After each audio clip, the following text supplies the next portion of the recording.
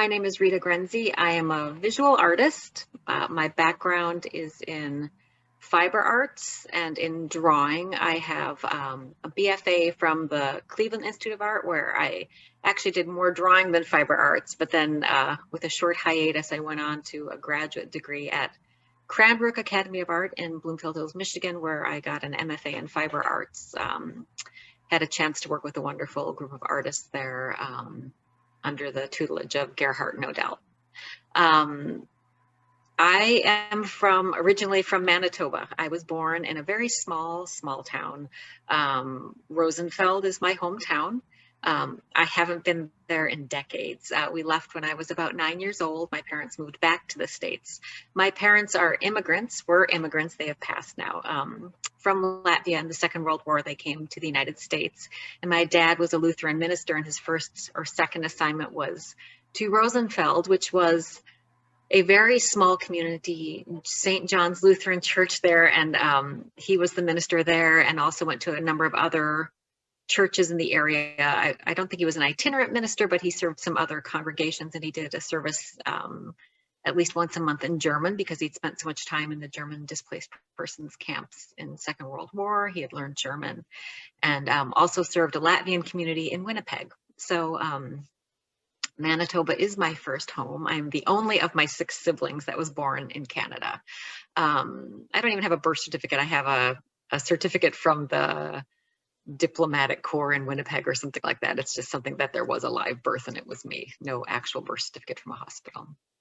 My first memories as a kid from Canada are of just the openness of it. I mean, the town was so small. We lived on Main Street. We lived across the street from my dad's church, and behind the church were tracks where the sugar beets got shipped, and behind the tracks were just fields and fields and fields of open grains and sky.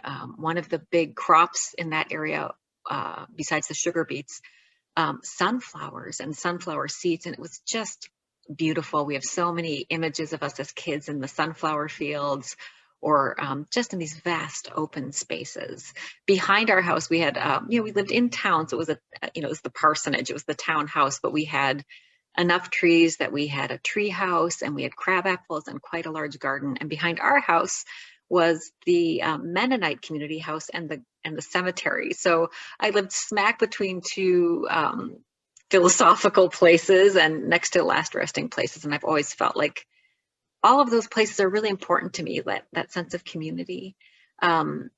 Being the youngest of 6, I was, as a child, very much the quiet one, and I was really timid. I have only one sister, and she's only a year older, and she was the tomboy and very outgoing, but I was very, very shy and very quiet, and spent a lot of time hiding under tables with blankets over them, making my own forts. I have vivid memories of a red crocheted blanket over a table and just being crawled inside there with a book or some paper and drawing or reading and escaping to other worlds. I found my family to be much for me because they were loud and very physical, and I was not. I was quiet and shy, and really preferred a lot of times the company of 1 or 2 people.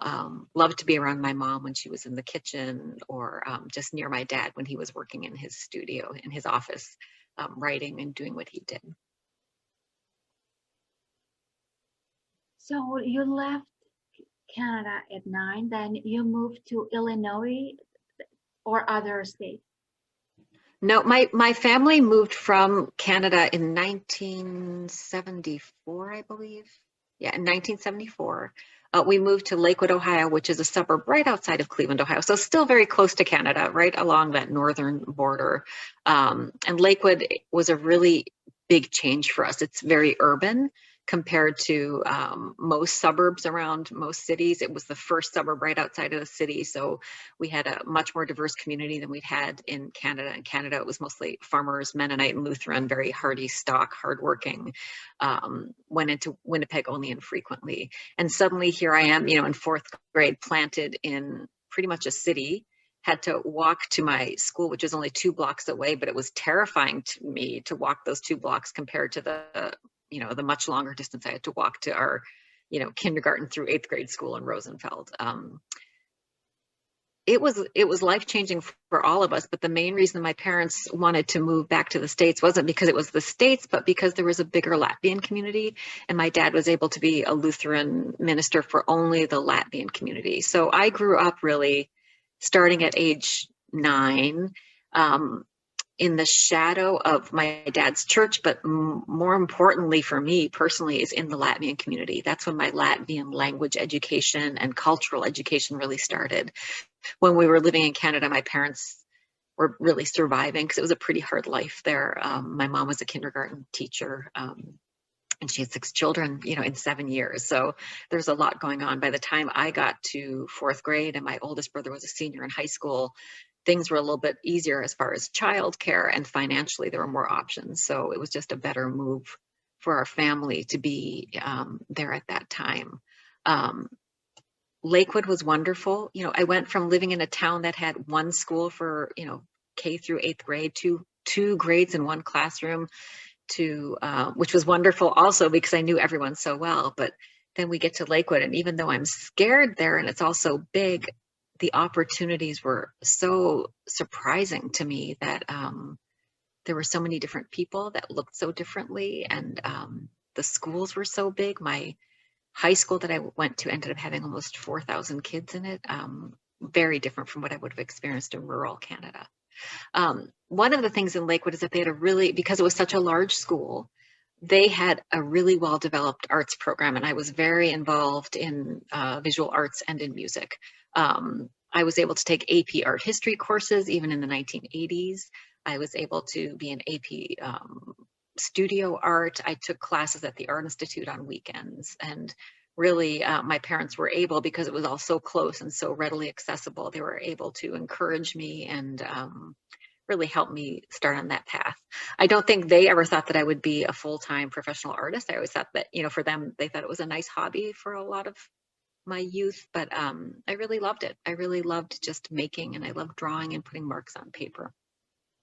Probably my earliest memory of making art, or the one that my parents always talked to me about, was when we lived in Canada. Every year there would be some local, like a county fair or some kind of festival, and there would be a kids art contest, and I would always start not, if I were drawing people, I wouldn't start with drawing their face or their gesture. I would draw their clothes.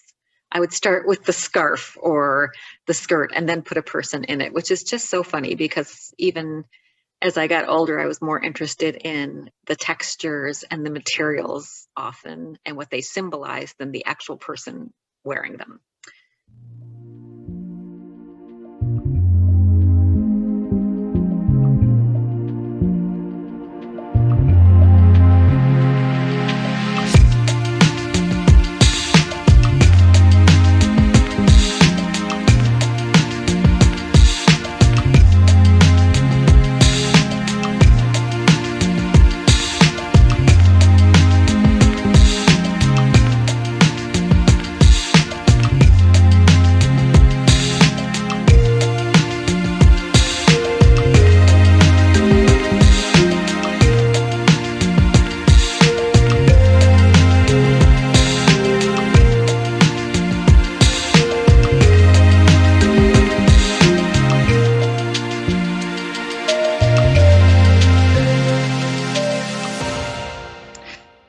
When we were living in Canada, I had very limited knowledge of the Latvian culture, partially because my parents were really working on surviving and feeding 6 children on very limited resources, and we were all gardening, and we didn't speak Latvian at home then. So when we moved to Lakewood, when we moved to the Cleveland Latvian community, there was a Latvian school there that happened on Sunday mornings. It was, Latvian language and culture and folk dance and song. And that was when I was first introduced to the Latvian art culture. Before that, all I knew of art was what I learned. My mom was a kindergarten teacher, so we always had things at home. We always had like finger paint, and we would take old cereal boxes and newspapers and roll them up and make forests on the cereal boxes, just roll them up and make like palm trees.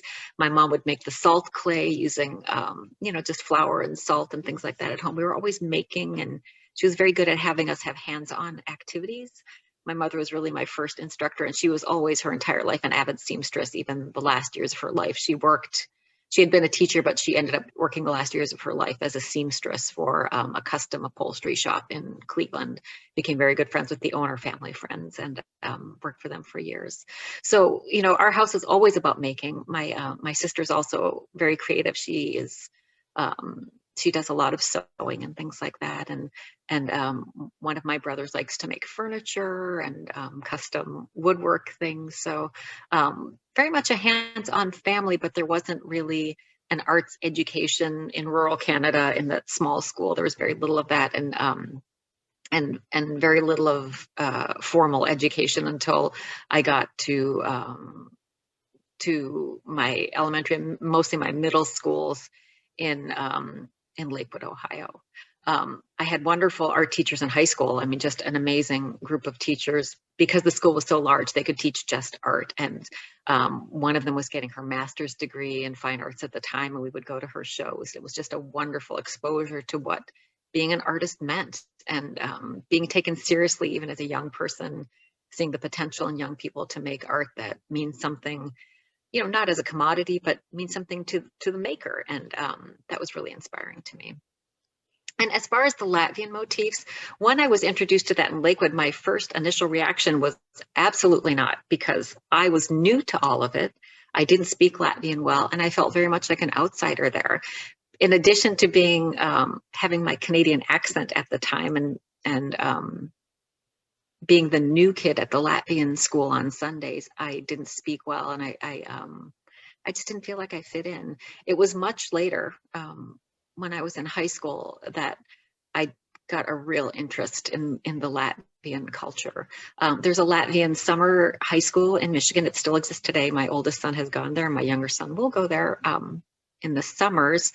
It's a cultural immersion camp, and it's for 6 weeks, and they emphasize language and culture and all of that.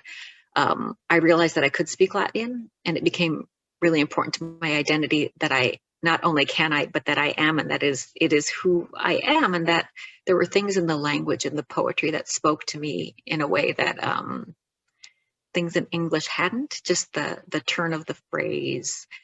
And I also discovered that in some of the Latvian art that I saw, the longer I was around the Latvian community, there was a certain color palette that just appealed to me naturally. I think they're really earthy colors, and you know, all Latvian artists don't use those colors, but that was what was available to me at the time. And I began to feel very close to those certain ochres and mossy greens, and certain symbols started to have more meaning to me.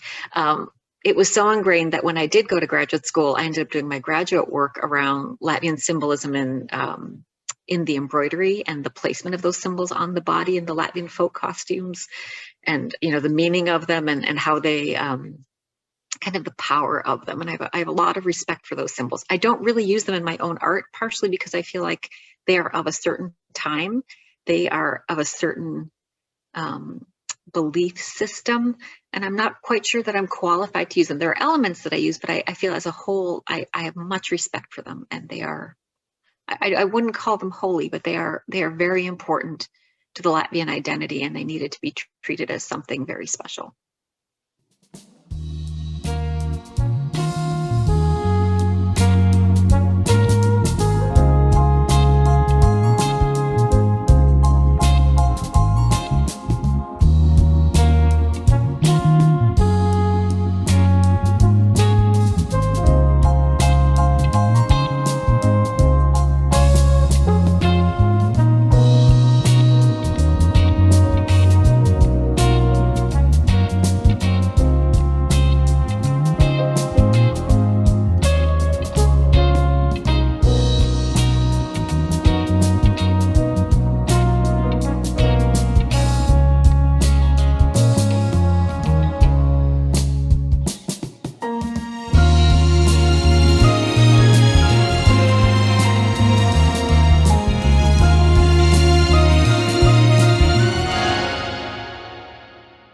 You have invented a new language. You're using, for example, one of your sculptures is made of books and fabrics. You give new life to objects that have completely different, purposes. Part of that is out of necessity. when when I went to art school, it was a stretch for my family because I was the only one of the children in our family to go to a private school. Well, my sister went to a school that was subsidized by the Lutheran Church, so that was different. So it was, my parents had 5 of their 6 kids in college at the same time. It was very expensive here in America. So as far as art supplies went, I didn't always have money to buy the traditional supplies. And I think that's part of the reason that I was drawn to places like the fiber department that were more open to alternative materials. I'm a terrible weaver. I've spent many hours at a loom and I'm just not very good at it, but I love the process of it. And what I like to do is take those processes to learn a basket weaving technique or a looming technique and then put something else in it to see what it would do. Like how far can you push that process or that technique until it falls apart and you learn something new. And part of that was curiosity, like a scientific experiment almost. But a lot of it was out of necessity because I couldn't afford to buy the linen and silk and wool. I had to use what I could get. So sometimes that was old T-shirts, sometimes it was whatever I had. And things have changed. Financially, I'm in a much better standing now. But even so, I don't like to use materials. I like to use materials that are maybe having a second life through the art because I feel like there's so much going out into the world these days and so much art never gets consumed, never, it gets seen, but then what happens to it? I want to work on a large scale. If I buy all new material, that art very often, I might get some funding for it, but then what do I do with it? It's not often going to be purchased and put into a gallery or a museum for permanent display. A lot of times they just either I reuse them or they go into a landfill, and I'm not willing to put the work into a landfill, not because it's my work, but because I don't feel like it's right to put more stuff in the landfill that we don't need to. So the artwork with the books, that was for the Latvian National Library. I started working with books because I had a flood in my basement and some of my boxes of books got wet. And most of the books in those boxes were the books that I was not reading. They were things I was not quite ready to depart to throw away or give away, but I wasn't reading them. They weren't on my shelves. So I opened up the boxes and I was really upset, but I still didn't want to throw them away because books, especially when I was growing up and Latvia was still occupied, books in Latvian were precious. To find a book that you like that was in Latvian was unheard of. So you kept it even if you weren't reading it any longer. So those were the books that got damaged. How could I just toss them in the landfill? I ended up saving the ones that I could. And I thought, well, I'd rather use what I can from the book to make something than just toss them. So I've been working with books for a little while when the opportunity to make the installation at the Latvian National Library came up, and that was a wonderful, amazing experience to spend 5 weeks in Latvia, about an hour north of Riga, the capital city where the library is. About an hour north of there, I had a self-created residency at the International or the World Center for Latvian Art. They had an apartment I could stay in, and I found a studio, and I made it all on site in Latvia. Local people donated their books to me, books that they, similar to what had happened to me, they had books they weren't reading or didn't have room for other shelves, and they donated those to me. I used only books that were printed in Latvian and printed in Latvia. So nothing that had been brought in or that had been purchased new. Everything was old and about to fall apart. So that's how that happened. And the patterning that I made with those books, that is based on Latvian tablecloth textiles, which are common throughout Northern Europe. Those kind of window pane textiles are very common, but in Latvia, that is the most common tablecloth pattern, and you put it out for every holiday. And my show is opening right before May 4th, which is the second. May 4th is called the White Tablecloth celebration in Latvia. It's their second Independence Day, and they invite people to spread out their best tablecloth and lay out some food and toast to Latvia on that day. So it was, not a particularly nationalistic piece on my part, but it fit very nicely with the theme and when the show was opening at the National Library. Latvians love books in general, and the Latvian National Library there is just an amazing building. They have a 7-story bookshelf, which is the People's Library, where anyone who wanted to could donate a book that would be placed on those shelves. And there's a glass front on it. It's just magnificent.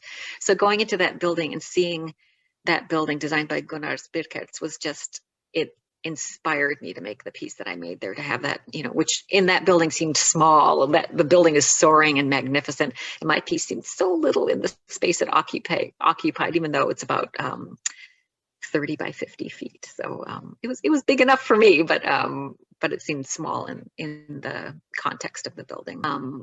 I had a wonderful project that I did here in the United States, in Wisconsin. At Reedsburg is a small town in the driftless region of Wisconsin, where the glaciers left these, you know, in the Midwest, we always think everything's flat, but it's beautiful and hilly, and it looks, people say it looks a lot like Ireland. It's so lush and rolling hills, and then it drops off, and lots of sheep grazing there. And they do a festival every few years called the Fermentation Fest, where everything is about fermentation, things that need to be fermented, like beer, and some, you know, some cheeses need to be aged. Well, cheese needs to be aged, but beer and anything that would need to be fermented, like kimchi and sauerkraut. And they include art in that as something that needs to be fermented. And all of the art interventions are outdoors, and they're up for about a month. And I was able to create a fence out of old shovels and spades that the local, some came from the local farmers that, you know, donated to me their old shovels or spades or whatever implement they had. And others came from people out here in Illinois, and I had to buy some, but it was about 150 feet long and used over 500 shovels in it. And in between the shovels, there was a running fence made out of, you know, just wire fencing, where I invited the public to come and add to the piece. I'd torn up old jeans, which are the uniform of not just farmers, but everyone everywhere now. And they would tie those strips of jeans in a tithing or in a patterning onto the fence, and they made some beautiful patterns and messages. It was a really wonderful community experience to really be involved with the community. And I love the idea of making art in a community, in an art that is about what happens there. You know, I didn't come and plop some giant abstract sculpture there, which would have been fine, you know, I'm sure, but I wanted to make something that spoke about what happens on that land and what that land is for. And that land there is all farmland, and it's all food. They're all making food, the food that we eat every day, and they celebrate that. And it was a really wonderful experience. Great community, just so warm. And I think we have this misconception of people out in rural areas not being interested in art, and completely untrue. Very interested and very supportive, and truly involved in the arts there. Let's talk about the materials that you have used so far, because you have used a wide range of materials.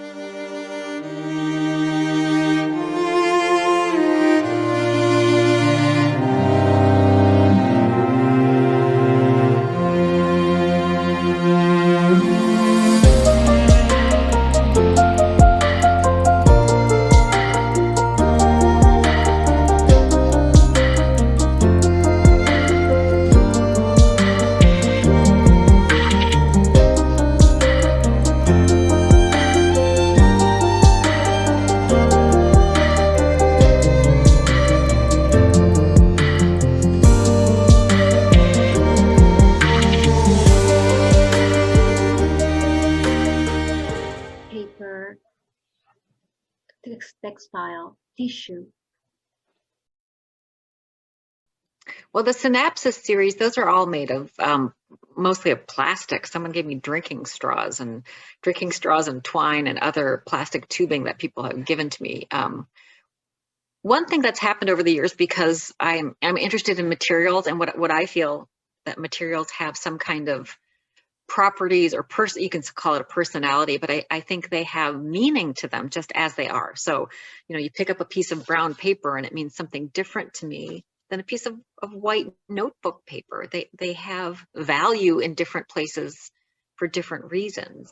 So what has happened over the years is that people have learned that I like materials, and if they have a lot of something, they offer it to me. So at one point, someone offered me an unopened case of plastic drinking straws, and this was just around the time that drinking straws were starting to be banned here in the United States, which I thought was, you know, a good thing. So suddenly I have thousands of clear plastic drinking straws, and they said, well, maybe you can make some art out of them. And I used those and some plastic tubing and a lot of nylon rope and surveyor's twine to make these large, the Synapses series was really about those connections between things, whether it's, you know, thoughts or connections in communities, like how do we get there? It's not always a straight line or even a zigzag line. Sometimes it's very convoluted. We're all, you know, kind of interconnected in this. I was making these triangulated geometric shapes. And I've used that a lot, you know, even with more traditional materials, when I've used beads, beautiful glass bugle beads, I've done kind of the same types of forms or same types of connections. So I think I have certain ways that I always start working. You know, I start often three-dimensionally making, or with some very basic basketry techniques that I've learned. I'll use those with some wire or with some string and tubing of some kind to try to make a form, and then I'll see where it takes me. The Synapses series was very much about brain synapses. I was learning a lot about psychology and psychiatry and how sometimes those synapses, you know, they just don't work. The signal that your brain is trying to send or what you should be understanding is just not hitting its goal. So you're hungry, but your brain thinks you're angry, or you're sad, but your brain thinks you're angry, or you're really happy and your brain thinks you need to run around in circles, which are, some of those things are normal, but then they go to an extreme. And this, you know, can be controlled a little bit with drugs sometimes, or with therapies. And someone in my family was struggling with some of these issues, and it was hard to see when someone who has such gifts is not able to channel those or get those thoughts to where they need to be. And I wanted to visually depict that, you know, I was thinking about all of the places and ways that those kind of misfires happen, whether it's joy or grief. Grief is really hard, and or something, even, you know, the idea of community or being with others. Like sometimes our best intentions just fire right past the person that connection was supposed to be made with, they just miss. So that's what the Synapses series is really about. And those are really made using the most simple triangulated beading techniques that, you know, I could probably do in my sleep with beads, and I used, you know, cardboard tubing that were supposed to be for mason bee houses. I've used plastic straws. I've made tubes out of rolled up book sheets, book pages. I've rolled those up and glued those and tried to use those. So there have been a lot of ways I've tried to make the materials. When I was in undergrad at the Cleveland Institute of Art, the department underwent a change. It had been the surface design department, which was screen printing, which was very physical, and I loved that. I loved getting up on the big tables, that, you know, with the giant screens and, you know, squeegeeing out the patterns. And then there was the weaving department, and they were both really interesting, and they merged to become one department called fiber. Since then, most fiber departments have changed their names again to be called material studies, at least here in the States. The traditional fiber arts of weaving and textile design are part of a larger program and a philosophy that very much is where I kind of came out of, or where my aesthetic lies, is in just the study of materials and how to use materials. I love to sew and embroider. I like all of those techniques and the idea of investigating the material and seeing what the material can do. How far can you push a piece of paper until it tears? You know, the brown paper that I'm using now for the piece I'm making with the that will be on display next month. It's all made out of grocery bags that were discards. I've probably 1,000 grocery bags here in my studio right now. And I'm cutting them up and putting them back together. I'm crumpling them to make them softer so that they're not just, you know, hard page on hard page, but they're starting to look fabric-like or skin-like. And the color on them is the ink that was already on the bag. So I'm trying to pay attention to what color is there and arrange them and make patterns. So that's what the material is telling me to do. And then, of course, I decide how I want to form that. But I spend a lot of time making studies with any new material to see what I can do with it. And it often is in my best interest to say, okay, I did this study and this is what I've decided I can do. And I might come back a year later and say, wait a minute, I need to try something else I need to see if it can't, did I really decide that it can only turn to the right? Maybe it needs to turn to the left, or maybe it needs to be turned inside out, or maybe the backside is more interesting. And the materials really are not the only thing. And how do I say this? The materials don't guide the piece, but the materials are the start of the process. They're an important part of the process, just the intrinsic properties of the material. Maybe I should have gone into engineering, I don't know, but the materials become very, very important to whatever message I'm making.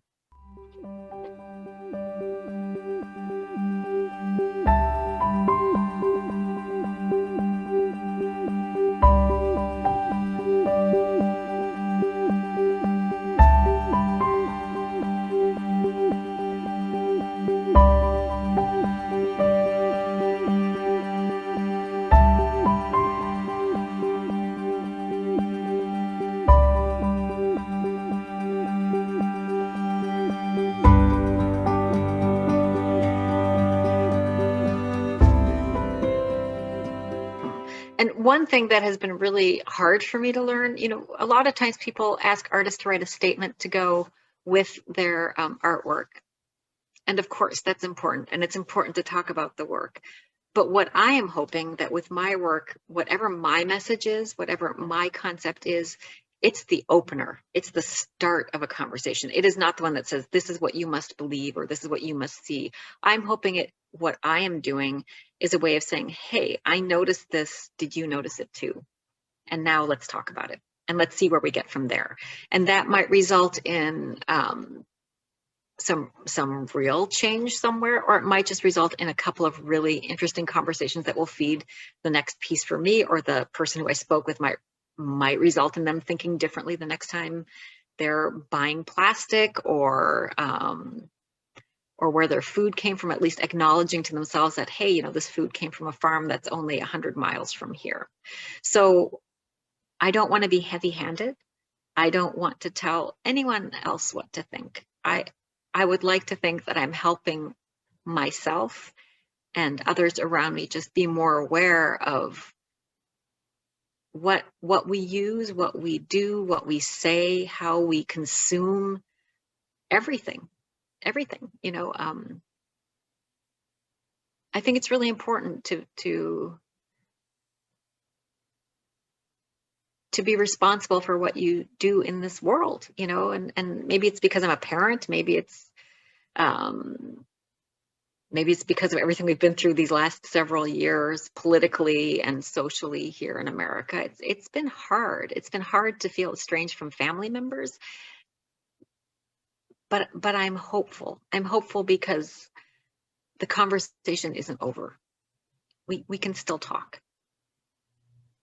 I do want the work that I make to be accessible. I live in a small town. I live, you know, about an hour outside of Chicago, and we're one of the last train stops. So there are people here that are very sophisticated, and there are people here who have never been into Chicago. It's a diverse community here. And I want my work to be accessible to everyone. I want someone to come to my work and say, I recognize the materials, or I recognize the message, or I recognize myself in the work. Sometimes that's through something as simple as a call out to the community. I've found that that's been really useful to me to say, I need shovels for this piece I'm doing in Wisconsin, and then they get interested, and then some of them go to Wisconsin and learn more, and some of them do not. So in that sense, maybe I am an educator. But and then the piece I'm working on now for ArtLink in Fort Wayne, I'm making these giant, I call them giant kind of abdomens. They're kind of big empty bags that I've made out of old grocery bags. And I do want people to think about hunger. I do want people to think about food sustainability. However, I can't make them do that, but I can ask them to give me their bags, because we've all been on this lockdown. We've all had all these bags because we haven't been able to use our reusable shopping totes. So we're getting paper bags every time we go to the store, and everybody had a stack. And people who've never been interested in art have been coming by my studio, masks on, and dropping off their bags, which has been really, really good to talk to them about what I'm doing and why, and how I'm changing the materials, trying to transform them.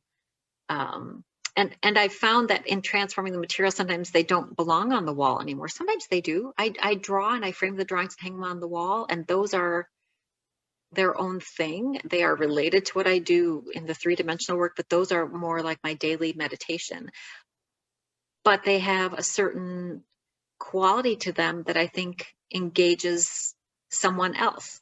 That the person that might be most drawn to the drawing might not be interested at all in what I'm doing with the three-dimensional work. And that's okay. I still want to have some kind of engagement. I want it to be accessible, and I want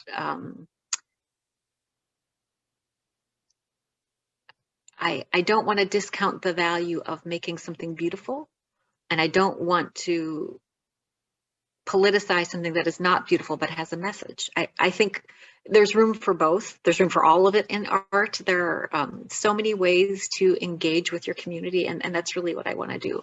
I really want to make these things. It's just the making itself makes me very happy. Just being in my studio and making things makes me happy. But the final part of every piece for me is when I have that engagement with the public, whether that's during the process when I'm collecting materials and people are helping me by bringing me things, books, shovels, grocery bags, or once the show is up, getting to hear how people have reacted to it, or if it's initiated any kind of response. It seems to me that at least in my immediate community, there is we live near a river. There are some lovely walking and hiking trails, and I'm from my son runs, so I've been on a lot of those trails for most of the last 18 years. But there seems to be a new appreciation of the outdoors, of the actual physical planet, which makes me very happy. There also seems to be a new appreciation of cooking, which also makes me happy. I love to go out to a good restaurant. Oh my gosh, I love to have someone cook for me. But preparing your own food really gives you a different appreciation of what an art that is, and what it takes to grow your own food, and be involved in the production of what sustains us both physically and also socially. Food is a way for community to come together as well. So I think some of that has happened during the pandemic. Unfortunately, there's also been a lot of polarization. I know we were speaking of that earlier, but here in the States, there's some pretty polarized communities, families that are just on opposite ends of the spectrum as far as masks and vaccines and what's safe and what's not. And it's unfortunate. But I know that for me personally and for my family, we are just grateful for good health, for the opportunity to be outside even more than before, for the wonderful things that our healthy bodies can do, even if it isn't what we thought we'd be doing at this age or at this period. I am so grateful that I am strong and imperfect, but perfectly healthy, and it's a good place to be. I would love it if people want to see more of my work. I post on Instagram very often at Rita Grendze. I used to post a drawing daily, but now it's a little less frequent. I'm also on Facebook, just Rita Grendze. And then I have a website, which is ritagrenze.com. Please view my work. The website gets updated less frequently since I've become so fond of Instagram, but eventually all the work ends up there. You can see my installations there, and Instagram will have daily images of my drawings and of what's happening in the studio. And shortly, I'll be having a show at ArtLink in Fort Wayne, Indiana. That will be up for about a month, and the show is titled Hunger, and it will feature an installation called Belly, made up of the grocery bags, and addressing the idea of hunger and comfort. Thank you so much.